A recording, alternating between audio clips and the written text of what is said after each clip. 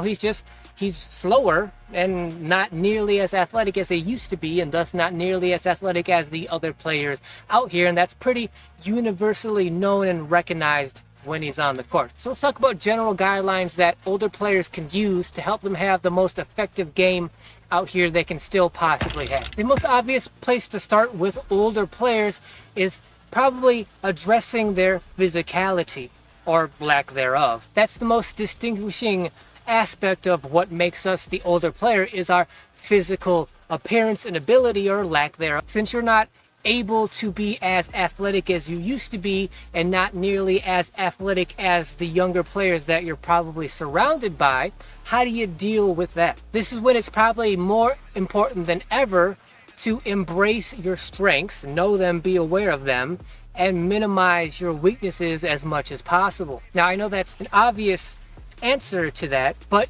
think about it like this. Think about it in terms of evolution, evolving as a basketball player, right? So now, in general, and of course there are exceptions to this, but in general, older players are not fast, they're not quick, they're not agile anymore. But just like younger players are sort of naturally that way, they have the natural quickness, the natural speed, agility, they're light on their feet, they're bouncy, they're springy. For them, the kind of opposite of that is, because they're so young, they haven't had time to build power and strength, muscularity, size. There are exceptions, but for the most part, younger players just aren't that big, strong, and powerful yet. So for us, the opposite needs to be true, right? We're older, so we're slower. But with slowness should also come the fact that we have years, 10 plus, 15 plus years of time to build muscle, strength, power. Because it's faster, easier to build agility, quickness, speed, way quicker to do that than it is to build muscle strength and power. So because we have 10 plus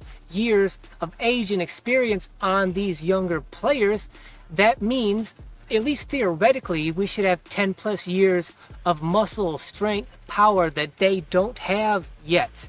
That should be our major overall physical strength, literally, which is we're just stronger, bigger, more powerful than they are. Athletically, agility-wise, we're done. We can't keep up with them in terms of speed and quickness, but we should be much stronger and more powerful than them. And when it comes to power, strength, muscularity, size, that usually shines more down towards the basket as opposed to being out by the three-point line. Now, you may be thinking to yourself, well, playing around the basket, that's not my game, or that's not what I do, right? My entire career, I've been known as a perimeter guard, like a speed kind of player. And really the bottom line is, you either evolve as a player, change your game to what suits your physicality the best and the most, or you kind of just give up and stop playing. That's one of the reasons like older players are so rare out here, because older players, it's too hard to change. Basketball is too physically and athletically demanding as you get older, and older players that have been through the ringer, been through the process, they don't want to change and evolve and become players, change their games that much.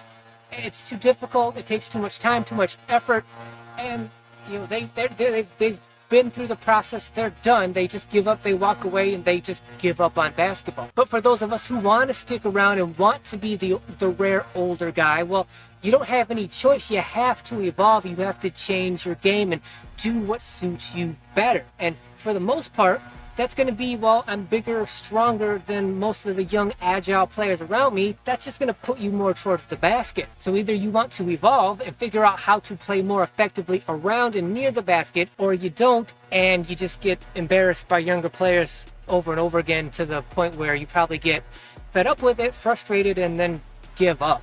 Now, I'm not saying that you have to change your game completely and only play around the basket. You just need to evolve your near basket playing to the point where you can still be a good, effective player on both offense and defense. It doesn't have to be the only part of your game, but it has to evolve to be effective enough so that you can still be a good, decent, effective player out here amongst the younger players.